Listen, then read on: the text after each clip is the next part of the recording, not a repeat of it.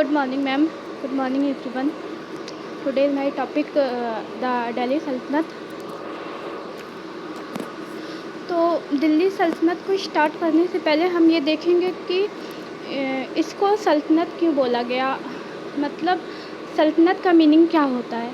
तो सल्तनत वो प्लेस यानी वो राष्ट्र होता है, वो राज्य होता है जहाँ पे अलग अलग सुल्तान अलग अलग टाइम पे हुकूमत किए हैं। तो दिल्ली में अलग अलग सुल्तानों ने अलग अलग टाइम पे शासन किया है, इस वजह से इसे दिल्ली सल्तनत बोलते हैं।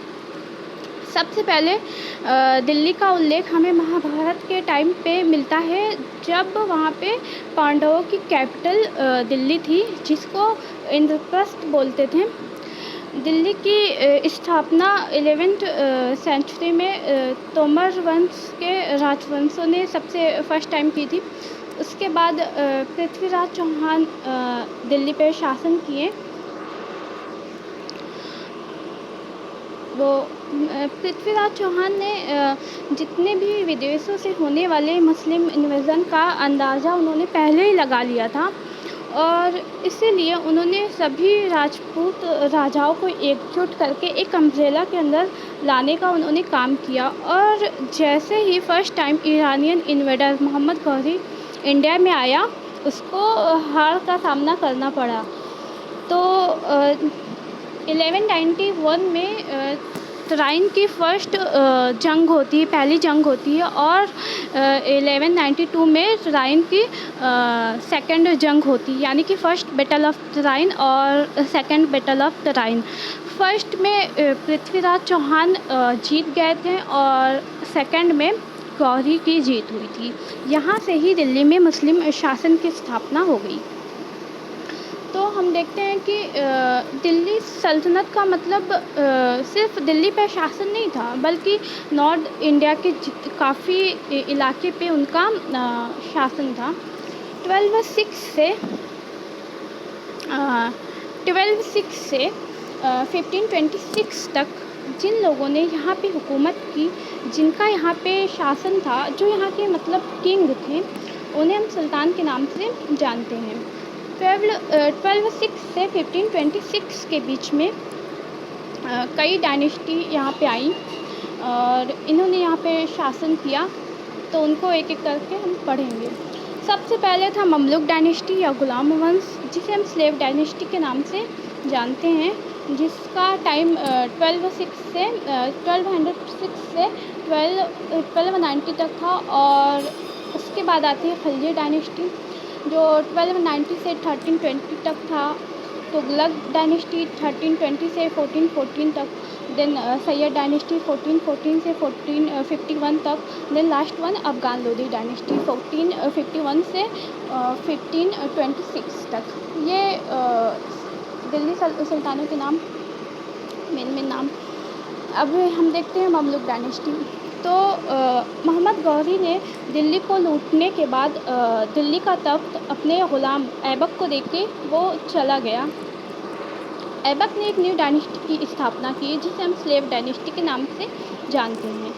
ऐबक खुद एक ग़ुलाम होने की वजह से वो दिल से बहुत ही नेक था और हमेशा अपनी प्रजा को युद्ध जीतने के बाद तोहफ़े देता था, जिस वजह से लोगों ने इन्हें लकबक्स का टाइटल भी दिया हुआ था। यहाँ तक कि उन्हें मलिक का भी टाइटल मिला हुआ था, लेकिन कभी भी उन्होंने सुल्तान का टाइटल नहीं लिया, क्योंकि वो खुद को गौरी का ग़ुलाम मानते थे। उन्होंने कुछ ऐसे हिस्टोरिकल मोन्यूमेंट्स भी बनवाए, जिसे आज भी दुनिया के लोग देखने आते हैं, like world famous Qutub Minar, 2.5 दिन का झोपड़ा, कुव्वतुल इस्लाम मस्जिद भी उन्होंने बनवाई। काफ़ी हैप्पी शासन किया, लेकिन ओनली 4 सालों के शासन के बाद 1210 में ऐबक की चौगान खेलते वक्त मौत हो गई। इसके बाद 1211 में उनके दामाद शमसुद्दीन इल्तुतमिश ने गद्दी संभाली। देखा जाए तो सही मायने में दिल्ली सल्तनत के जो रियल फाउंडर है, इनको ही माना गया, क्योंकि इन्होंने सबसे पहले मतलब अपने शासन के टाइम पे अपनी कैपिटल लाहौर से दिल्ली लेके आई, जो कि काफ़ी मेजर चेंज था। और ऑब्वियसली दिल्ली सल्तनत की हम बात करेंगे तो दिल्ली तो आनी ही है। लेकिन इल्तुतमिश ने ज़्यादा से ज़्यादा अपना राज्य बढ़ाने के बारे में उसने नहीं सोचा। उसने सबसे ज़्यादा उसका फ़ोकस अपने राज्य में चल रहे जो भी प्रॉब्लम थी, समस्याएँ थी, उनको सॉल्व करने और अपने राज्य की सीमाओं को मतलब प्रोटेक्ट करने में उनका ज़्यादा टाइम गया। इनफैक्ट उनको सबसे ज़्यादा गेंगिस खान को इंडिया पे अटैक से बचाने के लिए भी जाना गया है। जब ये डायनेस्टी इंडिया पे रूल कर रही थी, तभी नॉर्थ ईस्ट एशिया में Genghis Khan, the founder of Mongolian empire, वो इंडिया की तरफ बढ़ने लगी थी और चंगेज़ खान को रोकने में इन्होंने कामयाबी भी हासिल की। साथ ही हम देखते हैं कि इल्तुतमिश ने अपनी प्रजा की भलाई के लिए एक कंस्ट्रक्टिव बदलाव लाने के लिए भी ये जाने गए हैं। लाइक फॉर एग्ज़ाम्पल इन्होंने चालीसा बनवाया था, चहलगनी, जो कि एक 40 सैन्य व्यक्तियों का ग्रुप था। ये सुल्तान के साथ में उनकी सेफ्टी, उनकी प्रोटेक्शन के लिए साथ में रहते थे और साथ में उनको इम्पोर्टेंट डिसीज़न भी ये देते थे। हम देखते हैं कि इल्तुतमिश ने इक्ता सिस्टम भी बनाया था, जहाँ हर एक सैनिक को उनकी पोजीशन के हिसाब से वेतन यानी कि लैंड मिलती थी, लैंड रेवेन्यू जिसे बोलते हैं। उनकी मौत के बाद दिल्ली की गद्दी पे उनकी बेटी रज़िया सुल्ताना आई और ये दिल्ली की सबसे पहली और लास्ट महिला सुल्तान बनी। लेकिन आज के जैसा ही लोग उस टाइम भी ये नहीं देख सकते थे कि एक विमेन का उन पे हुकूमत हो, एक विमेन की सुपरमेसी को वो देख नहीं सकते थे। इसके अलावा उनका पहनावा भी विमेन की तरह ना होने की वजह से उनके जितने भी मंत्री लोग थे, जितने भी एलीट लोग थे, वो नाखुश थे और इसका रिज़ल्ट ये हुआ कि 1940 में साजिश करके उनको गद्दी से हटवा दिया गया, यानी कि उनकी हत्या करवा दी गई। उसके बाद कई सुल्तान आए गए, लेकिन कोई भी दिल्ली की गद्दी को संभाल नहीं पाया, सभी वीक निकले। फिर उसके बाद हम देखते हैं कि 1266 में स्लेव डायनेस्टी की गद्दी पे बलबन जैसा सुल्तान बैठा। इसने 21 सालों तक दिल्ली पे अपनी हुकूमत बनाए रखी। इसने आते ही जासूस लगवाए, यानी कि सबसे फर्स्ट टाइम इसने जासूस व्यवस्था को लागू किया। अपने सैन्य ताकत को भी इसने काफ़ी स्ट्रॉन्ग किया था। ये खुद को बस सुल्तान नहीं बल्कि जल्ले इलाही यानी कि शैडो ऑफ भगवान ये खुद को मानता था। इसने ब्लड एंड आयरन पॉलिसी भी अपनाई थी और यानी कि जो भी ब्लड एंड आयरन पॉलिसी क्या थी, जो भी इसके ख़िलाफ़ बोलता था उसकी मौत तो फिक्स ही थी। आगे चल के इसने चालीसा को भी ख़त्म करवाया, क्योंकि इसे लगता था कि मैं चालीसा का सदस्य होके आगे चल के सुल्तान बना, तो कल को ऐसा ना हो कल इसमें से कोई एक गुलाम निकल के दिल्ली की गद्दी पे बैठे। इसके टाइम पे ही, बलबन के टाइम पे ही मंगोलों का इंडिया पे अटैक हुआ था और ये रोक नहीं पाया था इस अटैक को। बलबन की मौत के बाद मोइनुद्दीन कैकाबाद सुल्तान बने, जो लास्ट सुल्तान माने गए, जिनको जलालुद्दीन खिलजी ने मार डाला था और एक नई डायनेस्टी बनाई थी, खिलजी डायनेस्टी। जलालुद्दीन खिलजी के बाद फिरोज़ शाह खिलजी ने अपना शासन 1290 से 96 तक चलाया। ये हमेशा से ही अपनी प्रजा के लिए एक अच्छे सुल्तान साबित हुए, लेकिन 1296 में उनके भतीजे अलाउद्दीन खिलजी ने इनको मार डाला, इनके दामाद भी थे ये। अलाउद्दीन खिलजी ने अपने स्टेट में फ्री पॉलिसी अपनाई थी और काफ़ी चीज़ों के दाम भी कम करवाए और इसने मार्केट को भी डेवलप किया था और इसने खलीफा को भी मान्यता दी थी। अलाउद्दीन ने 4 घोषणा की थी, जिसमें यह था कि दान भूमि को खालसा भूमि में बदल दिया जाएगा और मद्यपान यानी कि नशा पे इसने बैन लगवाई थी और जितने भी रिच लोग थे, अमीर लोग थे, उनको मिलने जुलने पे भी इसने बैन लगवाया था। और यहाँ तक कि इसने जितने भी छोटे मोटे फेस्टिवल होते थे उस पर भी इसने बैन लगा दिया था। इसने सेना को, अलाउद्दीन ने सेना को नकद वेतन देने की घोषणा इसने की थी। इससे क्या हुआ, इल्तुतमिश के टाइम पे जो इक्ता सिस्टम थी वो ऑटोमेटिक ही ख़त्म हो गई। और इसने घोड़ा दागने की भी व्यवस्था की थी और मंगोलों को भी इंडिया पे आने से रोक के रखा था। और इसने राजस्थान में अलाई फोर्ट और अलाई दरवाज़ा भी बनवाया था। तुगलक सल्तनत आई। तुगलक सल्तनत ने दिल्ली सल्तनत सबसे ज़्यादा दिनों तक राज की, 1320 से 1414 तक। गयासुद्दीन तुगलक इसके फाउंडर माने गए। इनके ही बेटे ने 1325 में इनकी हत्या की और यहाँ से ही मोहम्मद बिन तुगलक का शासन चालू हुआ। मोहम्मद बिन तुगलक एक कन्फ्यूज्ड यानी कि सन की सुल्तान ये माने गए, क्योंकि ये हमेशा अपने फैसले सही नहीं लेता, दिन उन्हीं फैसलों को बदल देता। इसने एक फ़ैसला किया कि अपनी कैपिटल दिल्ली से दौलताबाद बनवाई और बाद में फिर वापस से दिल्ली पे आ गया।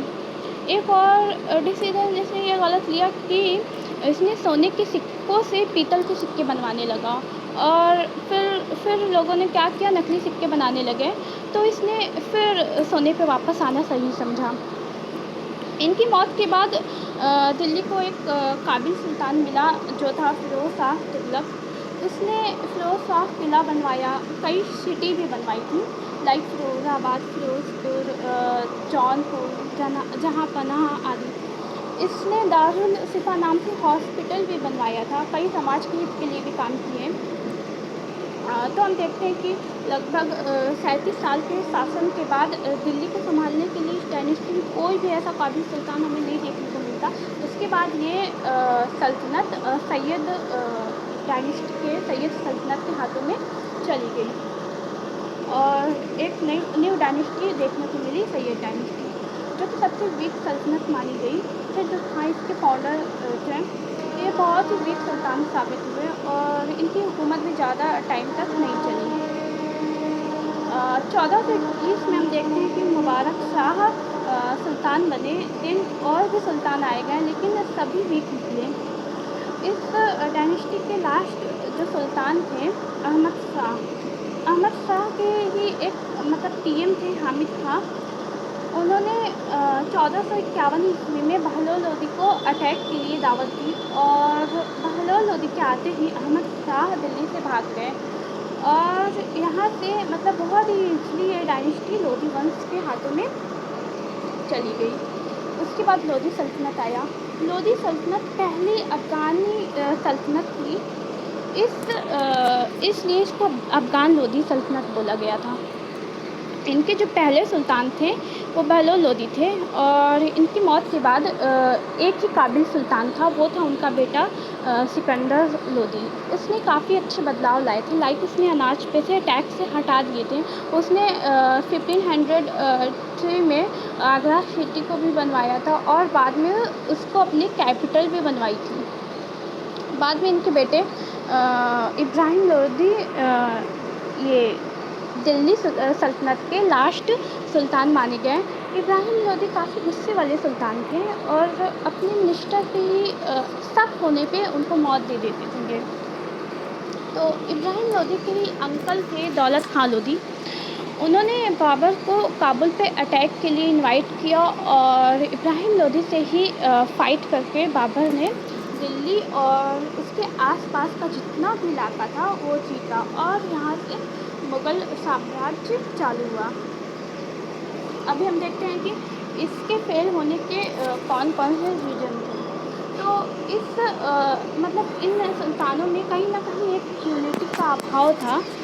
कभी भी कोई भी सुल्तान आके किसी की भी हत्या करके दिल्ली की मतलब गद्दी ले लेता था।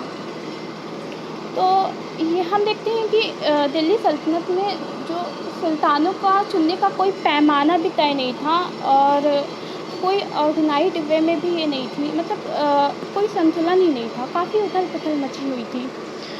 कई वंश एक ही राज्य में हमें एक साथ देखने को मिल जाते हैं। इसका रिजल्ट ये हुआ कि इसका डिक्लाइन हो गया, भक्ति और सूफी मूवमेंट। तो भक्ति और सूफी मूवमेंट बेसिकली जब दिल्ली सल्तनत स्टार्ट हुई और मुग़ल साम्राज्य आया, उसके एंड तक आते आते जो मुस्लिम और हिंदू की जो यूनिटी थी उसमें कहीं ना कहीं बहुत ज़्यादा इफेक्ट आ गया था, काफ़ी ज़्यादा डिग्रेड हो गई थी। तो जो अ, अ, हिंदू संत थे और मुस्लिम संत थे, वो लोग आगे आए और लोगों को समझाया, लोगों को प्रीच किया। तो जो हिंदुओं के साइड से जो लोग आए हैं, जो उन्होंने आंदोलन लाया, उसे हम भक्ति मूवमेंट बोलते हैं। और जो मुस्लिम के साइड से आए वो ये सूफी मूवमेंट उन्हें बोला गया। तो भक्ति मूवमेंट भक्ति मोमेंट यानी कि भक्ति मोमेंट एक मतलब भक्ति की आपका गॉड के प्रति क्या कनेक्शन है, उसे ही हम भक्ति बोलेंगे। तो अगर हम ब्रह्मकल रिलीजन की बात करें, हम हिंदुज़म की बात करें, तो हम देखते हैं उसमें रिचुअल्स और ये सब चीज़ें बहुत थी। Now common man he can not afford the all things. ये बहुत ही कॉस्टली होता था, उनको आपको फीस देनी होती थी, जिसको बोलते हैं ना बहुत कर्मकांड करने होते थे। तो से डेफिनेटली रिफॉर्म्स आता ही है और यहाँ पे भी आया। भक्ति कॉन्सेप्ट के इनका कहना ये था कि आप भक्ति खुद ब खुद करोगे और भगवान को याद करोगे और साल्वेशन और मोक्ष आपको मिलेगा ही मिलेगा। तो ये जो साल्वेशन और मोक्ष था वो आपका अल्टीमेट ऑब्जेक्टिव होगा। नाउ इन दैट पॉइंट दो मेजर कल्ट आए, मतलब that is your Naina and Alwar, और ये बहुत ही ज़्यादा साउथ इंडिया में फेमस थे। अभी देखिए हिंदुज़म के अंदर काफ़ी ज़्यादा वो कास्ट सिस्टम था। यहाँ पे लोअर कास्ट और विमेन ये सब अलाउड ही नहीं थे। You know to carry on rituals, जो भी रिचुअल्स प्रैक्टिसेस थी, रिलीजियस प्रैक्टिसेस थी, ये इनको अलाउड ही नहीं होती थी। सो ये प्रॉब्लम थी। तो इन सब को फाइट करके भक्ति मोमेंट आया था। नाउ विद सगुन एंड निर्गुण भक्ति मच एज पावरफुल मीडियम। तो जो सिद्धार्था थे वो तमिल रीजन में हुए थे और लिंगायत जो थे वो कन्नड़ा रीजन में हुए थे। इन्होंने जो लिंगायत थे, इन्होंने रीबर्थ की थ्योरी को क्वेश्चन किया था और जो भी कास्ट सिस्टम था उसको इन्होंने नेगलेक्ट किया। इन्होंने 3 मीन्स बताए थे साल्वेशन पाने के, एक ज्ञान मार्ग, एक कर्म मार्ग, एक भक्ति मार्ग। तो अभी हम देखेंगे कि क्या कॉजेज़ हैं इसकी उत्पत्ति के, भक्ति मूवमेंट के। तो लैंग्वेज, सबसे पहले language I. Now this is very critical part. Language बहुत इंपॉर्टेंट है and why this language is important. तो हम देखेंगे कि जो भी प्रीस्ट लोग थे जो संस्कृत बोलते थे, वो संस्कृत में ही बोलते थे, वेदों को पढ़ते थे। और नाउ जो भी कॉमन मैन थे उनको ये समझ में नहीं आती थी, संस्कृत बिल्कुल भी वो नहीं जानते थे। तो जो भक्ति मोमेंट आया ये लोकल लैंग्वेज में आया, यहाँ पे लोकल लैंग्वेज यूज हुई। तो इन्होंने तो लोग इसकी तरफ अट्रैक्ट हुए और हम देखते हैं कि इन्होंने जितने भी कास्ट सिस्टम हैं, जितने भी डिवीज़न हैं, इन्होंने इसको इग्नोर किया। और मतलब ये इंक्लूसिव था, कोई बात नहीं, आप कोई भी कास्ट के हो, आप भक्ति के लिए आ सकते हो, आप भक्ति कर सकते हो। तो और यहाँ पे इन्होंने इक्वालिटी की बात की थी, सभी को इक्वल इन्होंने माना। ये बहुत ही ज़्यादा मतलब एक अच्छा इनका कॉन्ट्रीब्यूशन था कि इन्होंने इक्वालिटी की बात की और इनकी सिंपल लाइफ स्टाइल ने भी लोगों को काफ़ी अट्रैक्ट किया हुआ था।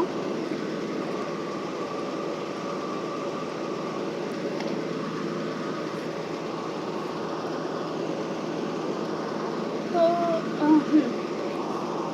तो आगे हम देखें तो कंपटीशन भी एक आ गया था, इस्लाम आ चुका था इंडिया में और हिंदुज़म को खुद को रिफॉर्म्स में भी लाना था। तो कंपटीशन वाज देयर और इन्होंने रिफॉर्म लाया। भक्ति मूवमेंट के कुछ संत, तो शंकराचार्य ये बहुत ही फेमस थे।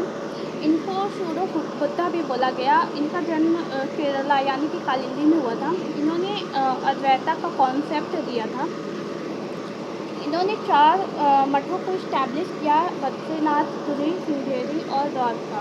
इन्होंने उपनिषद, भागवत गीता और ब्रह्म सूत्र पे भी इन्होंने बात की थी, अपनी बात बोली थी, रामानुजा। ये तमिल वैष्णव संत थे। इन्होंने विशिष्टा द्वैत की फ़िलॉसफी को एडवोकेट किया था और इन्होंने वेदांत समग्र भी लिखा था। वल्लभाचार्य ये बहुत ही फेमस थे, मतलब डिवोशनल फिलोसफर थे। इन्होंने पुष्टि सेक्ट को बनाया और शुद्ध अद्वैता की फिलॉसफी दी। इसके बाद आते हैं माधवाचार्य। ये कन्नड़ वैष्णविक संत थे। इन्होंने द्वैता की फिलॉसफी दी थी और इन्होंने यूनिवर्स को 2 भागों में बांटा था, स्वतंत्र फिर निम्बार्क आते हैं। ये तेलुगु वैष्णवेट थे। इन्होंने भी द्वैता का ही कॉन्सेप्ट दिया था, मतलब अलग वे में दिया था बाद में। तो उसके बाद आते हैं रघुनंदन। ये नवाद्वीप यानी कि बंगाल से थे और इन्होंने धर्मशास्त्र पे बात की थी। सूफी मूवमेंट बेसिकली ये मुस्लिमों का मूवमेंट था और ये जो मुस्लिम पर्सिया से आए हुए थे उन्होंने इसको मतलब आंदोलन के रूप में चलाया था। जो सूफ़ी वर्ड है वो सूफ़ी मतलब सूफ़ी वर्ड सूफ वर्ड से बना है। सूफ का मीनिंग होता है वूल। तो सूफ़ी मोमेंट के जो संत थे वो उनका कपड़ा ऊन का होता था, जो साइन है पॉवर्टी का। अरबिक मीनिंग भी इसका मतलब अरबिक मीनिंग इसका प्योरिटी है।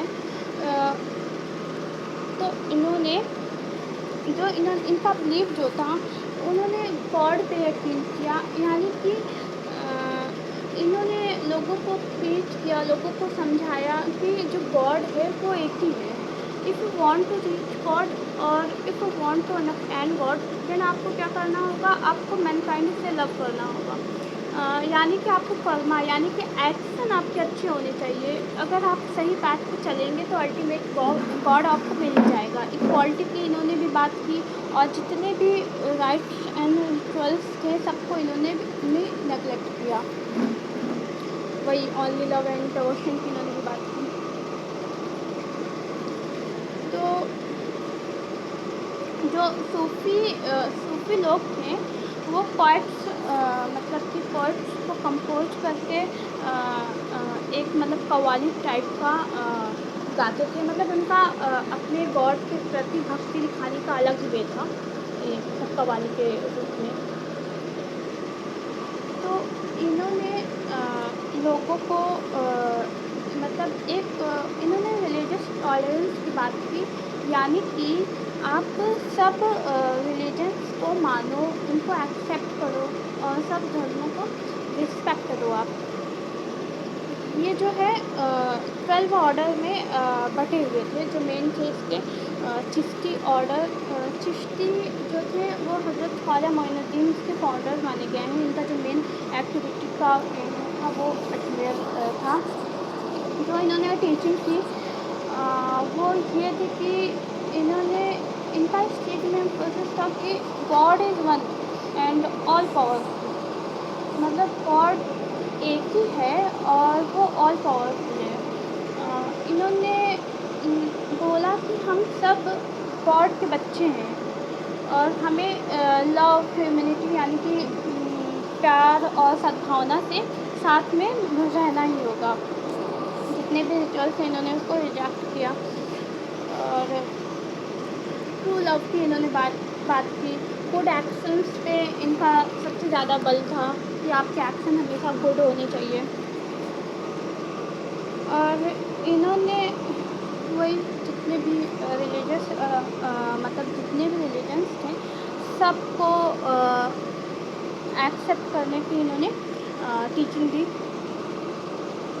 और इन्होंने ये बोला जितने भी रिलीजन्स हैं सब गुड हैं, सब धर्म का एक ही गोल है, मतलब गॉड एक ही है और सबका अल्टीमेट एम एक ही है। इन्होंने ये बताने की कोशिश की कि all men are equal. Caste या किसी भी डिवीज़न का, मतलब किसी भी डिवीज़न में इन्हें यकीन नहीं था, सबको इक्वालिटी की इन्होंने टीचिंग दी थी। इन्होंने लोगों को फ्री वे ऑफ थिंकिंग भी सिखाई, यानी कि आपको खुल के सोचना चाहिए, खुल के कि क्या ठीक है क्या नहीं। आ, एक तरह से इन्होंने रिलीजियस टॉलरेंस की बात की थी। सिमिलैरिटीज़ देखें तो भक्ति और सूफी मूवमेंट की तो सेम ही है, टीचिंग लगभग दोनों की सेम ही है। दोनों ने गॉड को एक ही माना और इक्वालिटी की बात उन्होंने भी की और उन्होंने भी की। सबका अलग अलग वे था, लेकिन अल्टीमेट एम दोनों ने एक ही माना। Thank you ma'am. Thank you ma'am.